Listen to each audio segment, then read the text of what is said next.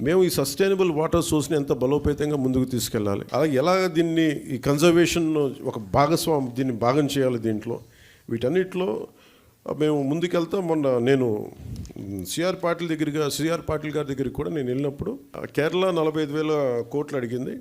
మేము అడుగుతుంది కనీసం మాకున్న రాష్ట్రానికి మాకున్న పరిధి కనీసం ఒక 70,000 కోట్లు మాకు మంజూరు చేయమని నేను ప్రతిపాదించాం. రాష్ట్ర ప్రభుత్వం తరపు నుంచి ప్రతిపాదిస్తే వాళ్ళు అడిగింది ఏంటంటే, మీరు కంప్లీట్ డీటెయిల్డ్ ప్రాజెక్ట్ రిపోర్ట్ తీసుకొని ఎందుకు మీకు 70,000 కోట్లు ఖర్చు అవుతుంది, అది మొత్తం వివరాలు ఇమ్మంటే మేము ఆ పనిలో ఆ క్రమంలో ఉన్నాం. ఐ థింక్ అది జనవరి నెలాఖరికి కంప్లీట్ డిపిఆర్ తీసుకొని జలశక్తి మినిస్టర్ గారికి దీన్ని ప్రతిపాదన పంపిస్తాం. కానీ మేము ఏమనుకున్నామంటే, ఇక్కడ ఉన్న టీం కూడా చాలా ఎఫెక్టివ్ టీం, అందరూ తప్పనప్పటి ఏదో చేద్దాం అనుకున్నది.